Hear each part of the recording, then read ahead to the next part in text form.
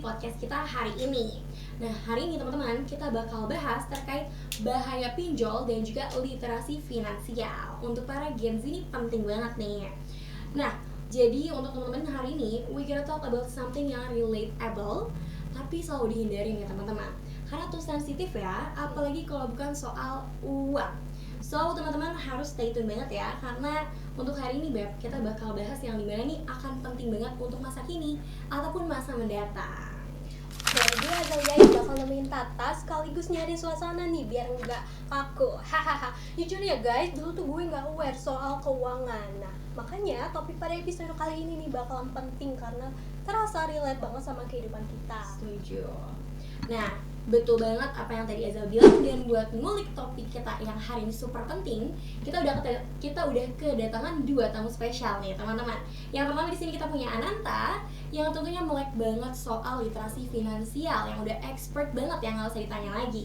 Terus di sini yang kedua kita punya Henny yang udah berani banget untuk datang ke sini dan share pengalaman langsung kepada kalian di sini. So teman-teman, selamat datang ya untuk di sini. Ini dia bintang tamu kita hari ini. Yeay! Welcome di channel podcast Pikir Lagi Media. Melek duit sebelum duit ngilang. Oke, halo semuanya. Gue seneng banget udah diundang di sini. Perkenalkan, nama gue Ananta ya. Oke, halo Nanta. Oke, kenalin nama gue Henny. Senang banget juga bisa diundang ke sini.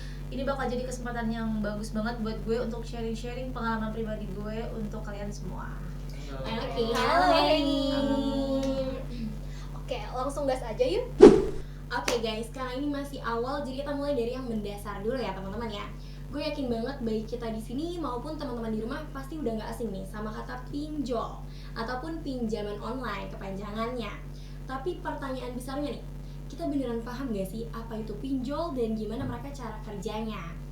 So gue pengen nanya nih ke Nanta, boleh kali ya tolong jelasin nih terkait sebenarnya pinjol itu apa sih, dan juga kenapa bisa sepopuler itu gitu di kalangan masa kini? Oke, boleh banget ya. Jadi pinjol atau yang biasa disebut pinjaman online itu adalah layanan pinjaman uang secara digital. Nah, bisa dipakai aplikasi, bisa juga pakai website gitu kan. Nah, apa lebihnya dari pinjol ini? Itu kalian nggak perlu aset fisik gitu, kayak rumah atau misalkan surat-surat atau ijazah yang diperlukan gitu kan. Nah, ini yang buat pinjol jadi menarik banget nih, khususnya buat kita-kita anak muda atau Gen Z yang memang nggak punya aset atau nggak punya riwayat kredit juga gitu kan. Itu sih. Nah, itu dia, cepet, gampang dan gak ribet. Kelihatannya kayak sebuah solusi ya, tapi pasti ada tapi-tapinya nih. Betul banget. Jadi banyak banget tapinya ya. Jadi dibalik kemudahan pinjol, khususnya nih yang lagi rame pinjaman online ilegal. Nah, itu tuh banyak banget negatifnya gitu. Apalagi administrasi dan juga bunga yang meningkat tiap hari gitu. Ada yang 1% di satu hari gitu. Jadi contoh gini, kalian pinjaman online 1 juta rupiah dalam tenor 1 bulan. Dalam seharinya itu berbunga 1%, hingga pada akhir bulan kalian harus membayar 1,3 juta atau 30% gitu kan. Nah, itu bisa bertambah terus juga loh kalau kalian gak cepet-cepet ngelunasin. Akhirnya apa? Pusing kan? Wow, jujur ini insightful banget ya. Sebagai orang awam gue benar-benar kayak jadi tahu gitu loh lebih dalam. Ternyata benar-benar besar banget ya guys ya untuk dampaknya sendiri. Dan ini dia sih ya yang bikin orang tuh jadi terjebak dalam siklus utang yang benar-benar gak ada habisnya gitu ya. Nah, karena di sini kita udah punya Henny nih yang udah berani datang ke sini dan juga mau bagiin pengalamannya secara langsung. Mungkin boleh cerita sedikit nih, gimana awal sampai lu tuh sekarang kecebur ke pinjol gitu waktu kemarin? Nah iya, jadi waktu itu gue masih semester 2. Sebenarnya gue dapat transferan sih dari orang tua gue. Cuma ya balik lagi ke aktivitas gue itu suka banget, gak bisa nahan diri lah ibaratnya. Suka banget jajan-jajan kayak beli baju, terus beli tiket konser, ataupun sekedar nongkrong lah cuma di tempat-tempat yang mahal. Nah waktu itu tuh ceritanya gue tuh kehabisan uang padahal masih pertengahan bulan. Terus akhirnya teman gue tuh coba nawarin pinjol, katanya tuh cepet dan gampang, dan ternyata emang beneran gampang banget dan cepet banget sih. Cuma ya itulah awal dari masalah gue. Aduh, gue ngebayangin lagi Hen, Nah pasti itu kan kita mikirnya kayak bentar lagi nih pasti dapat transferan nih, boleh dia minjem dulu atau berapa dulu. Nah tapi ternyata nggak sesimpel itu ya. Iya, sama sekali enggak. Jadi justru pas transferan datang itu uangnya itu langsung habis buat bayar cicilan dan terus kurang lagi buat kehidupan sehari-hari, terus pinjol lagi. Muter-muter aja sih di situ hampir 2 bulan. Dan yang paling berat tuh sebenarnya bukan cuma uangnya, tapi tekanan mentalnya. Kayak setiap hari selalu kena notifikasi tagihin terus takut angkat telepon juga, dan akhirnya tiap hari bahkan sempat susah buat tidur sih karena kepikiran terus. Oke, paham banget sih. Jadi itu benar-benar sampai kayak udah mulai dari siklus yang nggak habis-habis, terus juga jadinya tuh kita kayak keganggu gitu ya, keseharian kita benar-benar nggak tenang gitu ya, kayak diteror gitu terus-terusan. Oke, jadi kita udah dapet nih ya gambaran yang udah benar-benar jelas banget terkait betapa bahayanya pinjol kalau misalnya kita tuh nggak gunain dengan bijak gitu. So sekarang kita mau masuk ke bagian yang paling ditunggu-tunggu nih teman-teman, mengenai solusi. Nah, karena di sini udah ada Nanta lagi nih ya teman-teman, sebagai orang yang udah paham banget, expert banget lah terkait literasi finansial. Mungkin boleh dikasih tahu ke kita ya, apa sih langkah-langkah yang kita harus ambil gitu buat para Gen Z ini terutama ya, buat mulai nata keuangan kita dengan baik gitu biar nggak terjerat pinjol. Nah, itu pertanyaan bagus banget, Tak. Jadi itu adalah hal yang harus kita perhatikan ya, hal ini ya. Jadi yang pertama kita harus tahu nih, apa bedanya kebutuhan dan juga keinginan gitu kan. Kita harus kenalin dulu nih. Kebutuhan itu ambilnya contoh makan. Kalian makan butuh kan pasti kan. Nah, kalau keinginan nih pasti ada nih satu nih yang sering dilakuin, nongkrong. Ya kan? Nongkrong di tempat-tempat kafe mahal gitu kan. Terus buat feeds IG gitu. Nah, itu buat keinginan dong, jelas kan. Nah, itu tuh harus kita atur gitu loh. Nah, bukan berarti nggak boleh ya teman-teman ya buat update feeds atau nongkrong di tempat mahal ya. Tapi kita harus sadar juga dong dengan kemampuan dan kebatasan diri kita sendiri gitu. Gue agak guilty soal kafe-kafean gitu. Tapi kalau boleh tahu lebih lanjut nih, apa tuh? Jadi langkah kedua yang nggak kalah penting yaitu kalian harus bisa coba mulai budgeting ya. Jadi sekecil apapun uang kalian itu bisa dihitung loh, bisa dibudgetin. Nah, kita ada namanya tuh metode 50-30-20 nih. Jadi 50% itu kalian gunain untuk kebutuhan kalian. Nah, itu kebutuhannya apa aja? Misalkan kalian yang ngekos nih buat bayar kos, terus juga buat makan, terus juga buat transportasi gitu kan. 30%, nah ini boleh nih kalian pakai buat nongkrong, buat beli tas baru atau mungkin beli apa gitu kan. Jadi buat keinginan kalian itu kita nggak ngelarang buat membeli keinginan kalian. Dan yang ke 20% ini yang wajib nih, kalian harus nabung. Nabung itu buat apa? Yaitu buat uang darurat kalian gitu kan. Ini bukan aturan mutlak ya teman-teman ya. Kalian bisa ngubah gimana frameworknya, tapi ini ngebantu banget nih 50-30 ini buat pemula gitu kan, untuk mulai budgeting gitu. Nah ini nih penting, karena gue rasa banyak anak muda zaman sekarang tuh kerja pinjol tuh gara-gara nggak punya dana darurat itu sendiri ya. Ya, persis banget ya. Dan itu yang bikin akhirnya pinjol jadi pilihan utama gitu kan ya. Padahal pinjol itu bukan pilihan sama sekali loh teman-teman ya. Ya kan? Setuju banget sih. Jadi gue udah tahu nih ya, kayak taktik gimana kita buat ngatur keuangan secara pintar teman-teman, biar jangan sampai kita kejerat pinjol teman-teman. Nah, sekarang kita balik lagi ke Henny nih ya. Untuk Henny, gue pengen tahu dong, setelah lo keluar dari siklus yang pinjol yang tadi nggak ada habisnya ya, sampai udah ngeganggu ke keseharian itu. Nah itu lo personally nih, ngapain sih buat mulai recovery dan juga nata kebiasaan lo biar lebih baik dan gak terjerat pinjol lagi di kemudian hari? Oke, jadi yang pertama gue lakuin itu nyatet semua pengeluaran. Kedengerannya itu emang ngebosenin, tapi itu beneran ngubah cara gue ngeliat soal uang. Kayak misalkan waktu gue lihat sendiri banyak yang gue habisin cuma buat beli kopi, terus jajan-jajan gak jelas, itu gue kaget sendiri sih karena nominalnya bener-bener banyak. Jadi itu jadi wake up call sendiri buat gue. Terus gue mulai cari penghasilan tambahan. Kebetulan gue itu bisa graphic design, jadi gue mulai cari-cari job freelance, tapi nggak besar banget sih penghasilannya, kecil, cuma itu cukup lah untuk nutup kekurangan dan pelan-pelan buat gue bisa buat bayar hutang gitu. Dan yang paling penting itu gue belajar untuk gak gengsi sih, bilang enggak. Jadi kalau misalkan ada setuju. teman yang ngajak hangout ke tempat yang gue rasa nih tempatnya di luar budget, itu gue bakal bilang kayak skip dulu deh gitu. Karena menurut gue temen yang beneran temen itu bakal ngertiin banget sih. Bener. Wah jujur itu gue yakin itu progresnya keren banget sih, dan gue yakin itu juga butuh keberanian besar, apalagi kan anak muda zaman sekarang standar hidupnya itu kayak tinggi banget, pasti ada pressure-nya lah. Setuju banget sih.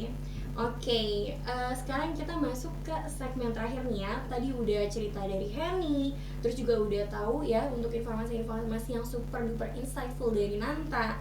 Nah, kita masuk ke segmen terakhir nih sebelum penutup teman-teman. Gue mau kita ngobrol lebih spesifik lagi ya terkait apa yang harus diketahui Gen Z sebelum kita tuh bisa, kalau misalnya nauzubillah min dzalik amit-amit nih, kita harus banget pakai pinjol. Karena kita nggak bisa nutup kalau misalnya pinjol tuh akan tetap ada dan terus ada. Bahkan aksesnya juga mudah ya. Jadi penting banget buat kita tuh cara tahu bedain yang gimana yang aman dan juga sama yang dia tuh nggak aman gitu, bahkan sampai neror dari semacamnya gitu. Boleh mungkin dari Nanta bisa dijelasin nih. Kalau bisa sih jangan pinjol ya teman-teman semuanya, jangan pinjol ya. Tapi kalau emang udah mepet banget nih, sebenarnya nggak boleh juga sih. Tapi yang harus pertama kali kalian perhatiin itu udah terverifikasi oleh OJK atau belum. Nah, ini yang ngebedain pinjol yang legal dengan yang ilegal. Yang ilegal itu pasti belum terdaftar di OJK. Nah, kalian harus lihat dulu nih daftarnya di website resmi OJK. Nah, biasanya kalau pinjol yang ilegal itu bunganya sama administrasinya itu nggak masuk akal. Mungkin emang tergiurkan mungkin ya karena pinjamannya bisa sampai puluhan juta segala macem. Cuma kalian harus perhatiin kembali gitu kan. Karena kalau kalian misalnya emang nggak bisa bayar, itu udah bahaya banget teman-teman. Kalian bisa diteror lewat HP, ditelepon-teleponin sama orang-orang yang tidak terdaftar lah gitu kan. Terus bisa-bisa nih bahaya banget nih buat kalian. Data kalian bisa disebarin ke orang-orang gitu, ke orang-orang yang kita nggak kenal bahkan. Itu bahaya banget. Waduh, serius data pribadi bisa kesebar? Berarti itu udah masuk ranah kriminalitas dong? Bener banget. Dan sayangnya itu udah banyak banget yang terjadi ya. Nah, kalau emang terpaksa nih, amit-amit banget terpaksa banget, dan gue tekanin nih, terpaksa, pastiin kalian teliti dulu nih lihat pinjolnya. Nah, itu tuh kalian juga perlu rencana yang jelas gimana kalian bisa melunaskan pinjaman kalian gitu.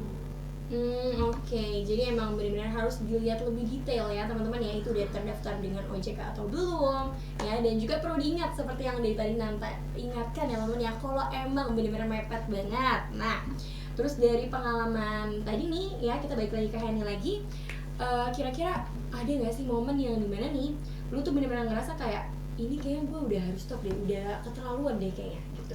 Ada waktu itu tuh penagihnya nelpon ke pacar gue, terus pacar gue akhirnya ngaduin ke orang tua gue, terus orang tua gue itu nanya, dan di situ sih gue terpaksa jujur, dan itu jadi momen yang paling memalukan dan paling sedih dalam hidup gue. Tuh, jadi gue ngerasa udah ngecewain mereka, tapi dari situlah gue tuh berhasil untuk berhenti dan mulai berbenah, karena kadang kita memang perlu butuh titik terendah dulu buat akhirnya tahu, akhirnya mau untuk berubah gitu. Jujur gue respect banget sama si Lohen, apalagi itu butuh keberanian buat nyeritain itu. Dan menurut gue cerita lo ini bakal berguna banget buat teman-teman sekalian, dan bakal juga sebagai pengingat kita bahwa mungkin ngalamin hal yang sama gitu, harus berpikir ulang. Absolutely, benar banget, gue setuju banget ya sama Henny maupun sama Azal, apa yang tadi Azal sampaikan ya teman-teman ya. Dan misalnya bisa kita ambil dari sini nih teman-teman ya, pinjol itu bukanlah sebuah solusi teman-teman, tapi pinjol adalah resiko ya. Jadi kalau misalnya lo emang nggak punya nih kemampuan buat ngelunasin ya di masa yang mendatang, better jangan coba-coba ya. Jadi boleh dipikirkan lagi teman-teman. Oke, pikir lagi Peps, ternyata nggak kerasa ya kita udah sampai di penghujung obrolan ataupun penghujung acara kita nih teman-teman. Dari tadi kita udah ngobrol deep banget ya terkait pinjol, mulai dari bahayanya, terus gimana cara kita menata keuangan kita dengan baik ya, sampai gimana cara kita bedain mana pinjol yang aman dan mana yang tidak. Nah, karena ini udah closing nih teman-teman, sebelum kita bener-bener closing banget, aku pengen dengar dong terkait closing statement dari masing-masing pihak. Mungkin kita mulai dari Nanta dulu nih. Oke, boleh banget. Jadi closing statement dari gue mungkin buat Gen Z atau mungkin teman-teman ya semuanya ya, itu mulai berani belajar sih buat mengenai uang gitu kan. Bukan cuma belajar nyari duitnya doang, tapi duitnya itu sendiri juga perlu dipelajari gitu. Mungkin emang topik ini tuh susah gitu kan, susah atau membosankan, tapi ini penting banget. Ini skill yang jangka panjang yang kalian butuhin. Khususnya nih kalau kalian mau mencari kebebasan finansial secepatnya, kalian harus punya dasar melek finansial terlebih dahulu gitu kan, biar kalian punya kendali atas kehidupan kalian sendiri gitu. Oke, thank you Nanta ya atas closing statementnya teman-teman. Itu dia, jangan lupa ya teman-teman ya, untuk teman-teman di sini jangan cuma pikirin terkait cari uangnya aja, tapi juga harus belajar terkait literasi finansial. Nah, sekarang kita dengar closing statement dari Henny nih. Oke, kalau dari gue sendiri ya, itu mulai dari sekarang, dari hal yang paling kecil sekalipun ya, mau itu nyatat pengeluaran pertama, terus nabung pertama kali, atau sekalipun cuma ngebedain gitu, mau itu keinginan ataupun kebutuhan, itu semua jadi langkah yang berarti banget sih. Yang penting itu kita mulai aja dulu gitu, jangan nunggu baru sempurna gitu. Oke, nah benar teman-teman, kita mulai dulu, jangan nunggu sempurna. Oke, nah mungkin kalau misalnya dari gue sendiri, gue akan jadiin obrolan kita hari ini nih ya, itu sebagai reminder, jadi bukan cuma hiburan. So, teman-teman di rumah, jangan lupa untuk share podcast ini ke teman-teman lo, keluarga lo, atau siapapun deh yang menurut lo tuh butuh untuk ngedengar ini.